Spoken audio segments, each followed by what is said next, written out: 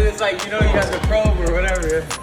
Ryan Garcia linking up with David Benavidez for the Barrios fight is one of those gym stories that sounds cool on paper, but hits different when you understand what's actually happening.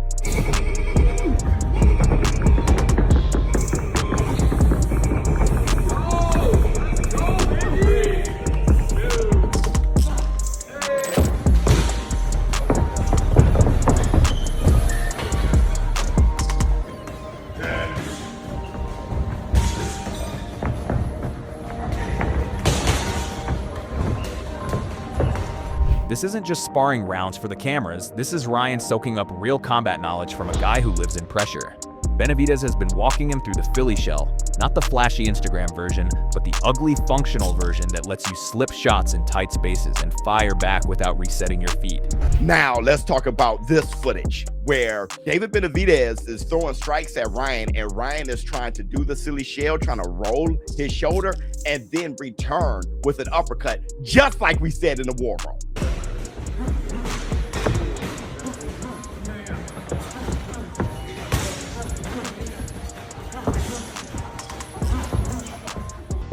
If he can perfect the silly shell, everybody's going to be in a world of hurt. If he perfects it, because he has the hand-eye coordination and reflexes to make you miss like that.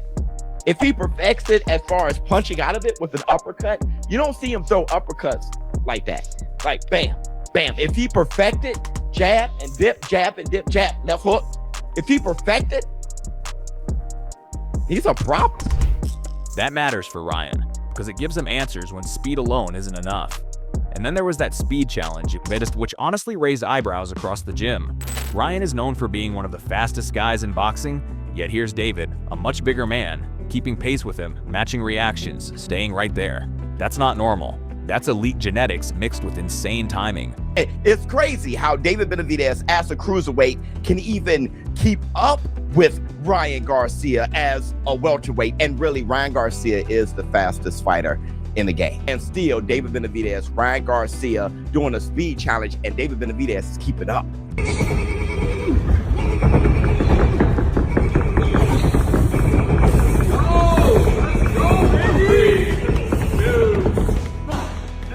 You could feel Ryan's respect shift in real time. Like, okay, this dude moves like that at this size.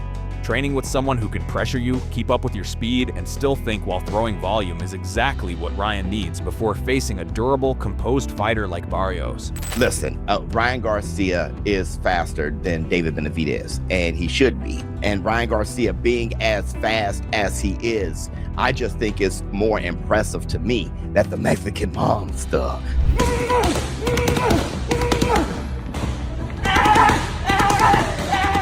This isn't about copying David's style. It's about sharpening Ryan's instincts under fire. And when you see Ryan absorbing those lessons instead of trying to outshine them, that's when you know this camp is different. Go down.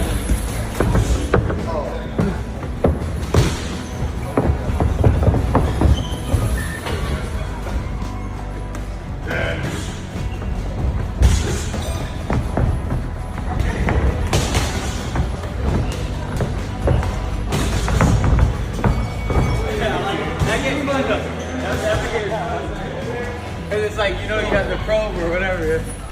And right after Ryan finishes explaining the whole illusion, misdirection, magician at work angle like a guy daring you to guess where the real grind is happening, Goossen steps in and flips the temperature completely. Because now you're not hearing from a fighter protecting mystique, you're hearing from a coach protecting principle. When Goossen talks about being stupefied, it doesn't sound bitter. It sounds genuinely confused, like someone who thought respect was still the default language in boxing. And that's where this gets interesting.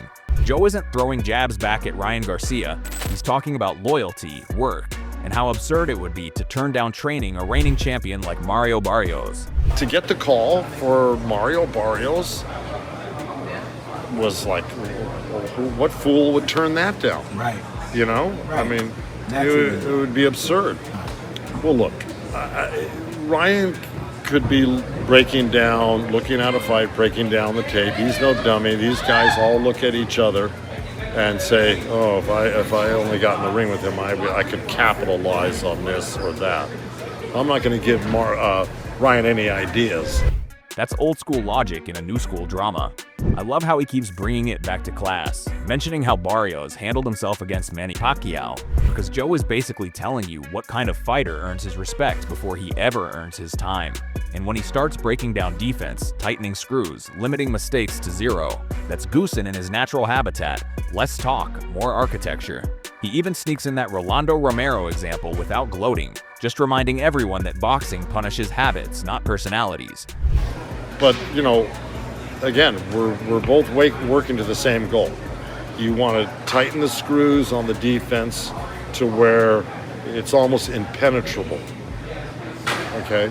And then, you know, that's the first rule of order, is to get that defense tight. Because at the top of the game, these guys are offensively really accurate. What really hits, though, is how Joe refuses to live in the comments section, refuses to play internet boxing, and stays locked on the gym, the craft, the lineage. While Ryan's side is built on mirrors and momentum, Goossen's side feels like blueprints and muscle memory. Two completely different energies, neither accidental. And that's what makes this whole situation fascinating. This isn't a soap opera about betrayal. It's a collision between modern boxing chaos and old-school boxing code. One side thrives on noise, the other on structure. And when those philosophies meet on fight night, you don't get excuses, you get answers. No matter how hard you work on it, sometimes you just get caught in the wrong spot, you know, defensively. You know, To put a final cap on it, Marcus, it's just that you try to limit the mistakes you make and limit the opportunities defensively that you give your opponent. You have to limit those to zero if you can do that. And right after Joe Goossen wraps things in discipline, structure, and that old school tighten the screws philosophy, Ryan Garcia's father, Henry Garcia, jumps in and the tone swerves hard, because now we're not talking blueprints. We're talking belief, memory, and unfinished business. You can hear it immediately when Henry starts bringing up the amateur history with Ryan Garcia and Shakur Stevenson, because for him, boxing isn't just rounds and records, it's grudges that never expire. And while people might roll their eyes at the politics talk, that mindset actually matters here, because it explains why Henry approaches the Mario Barrios fight the way he does. He's not downplaying Barrios at all.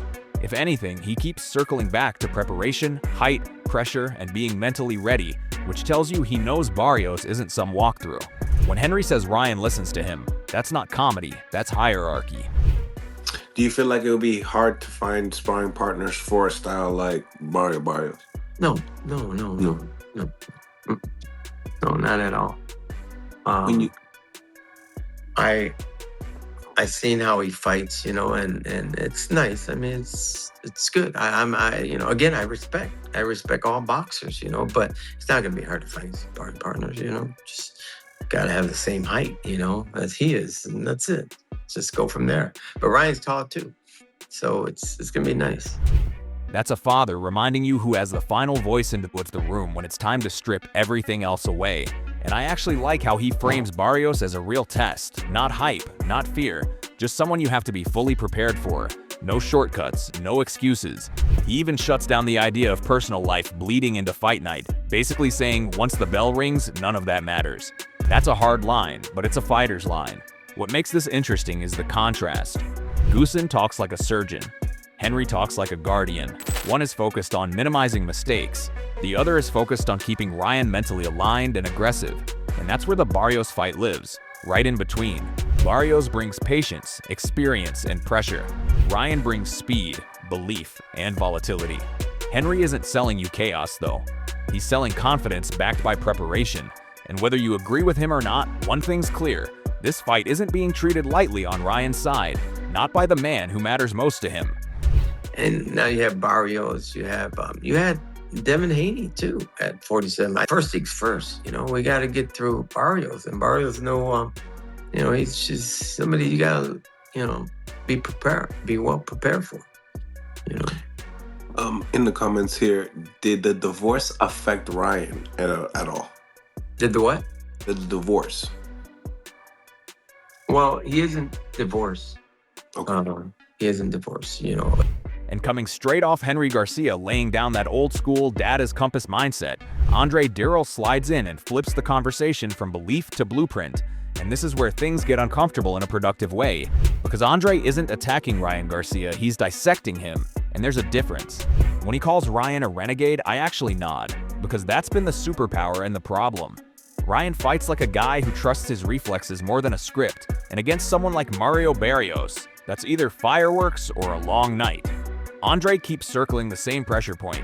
Speed and power can win you moments, but fundamentals win you fights, especially when the other guy is built to stay upright and ask questions late. And Barrios is exactly that type. He's not flashy, he's not chasing chaos, he's a fundamentals-first welterweight who understands range, pacing, and how to survive storms without panicking. That's why Andre's take lands. If Ryan does beat Barrios, do you think he beats? Do you think he beats him first? If he does, it's gonna be because of his speed. He wasn't. Let me pause for a second. My 10%. I got time, probably. If he does beat him, it's gonna be because of his speed matched with his power, and he possibly puts Mario Barrios down. Right. My thing with Ryan is this, man. He never has a game plan.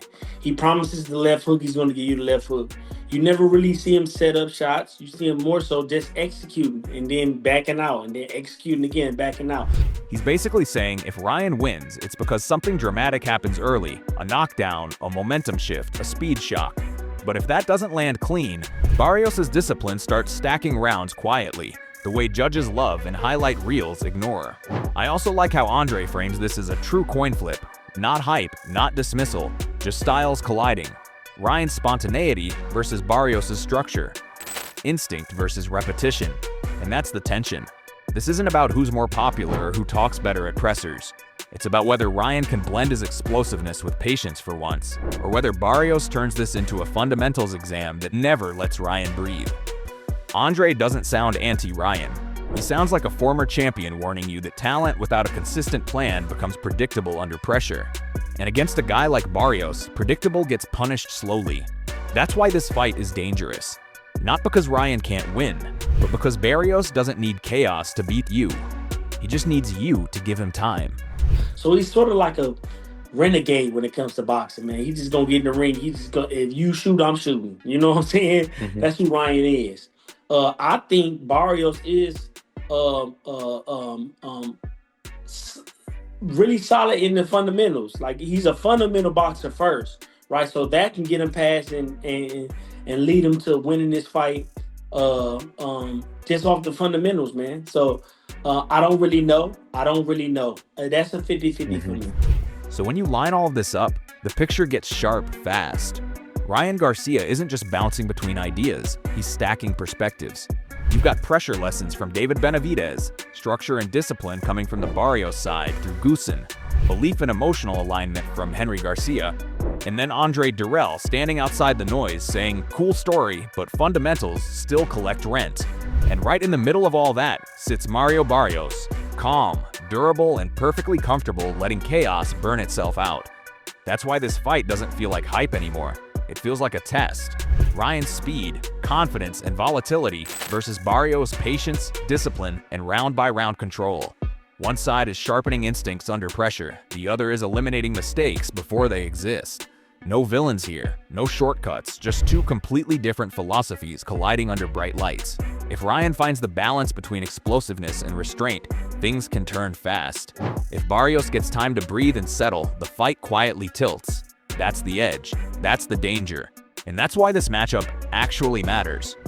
Anything that's has to do with marriage, whether it's an argument or a separation or, like you said, divorce, it's going to affect the boxer somewhat, but a professional boxer should know that that's his job what he has to do, and he's got to really put everything aside and just focus on what's at hand.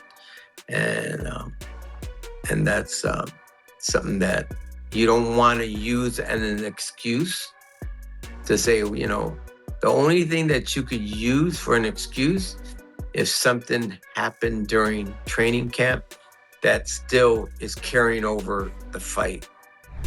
Drop your take in the comments. Let's really talk about it. And yo, don't ever forget to like, share, and subscribe to Boxing Headquarters. See you in the next one.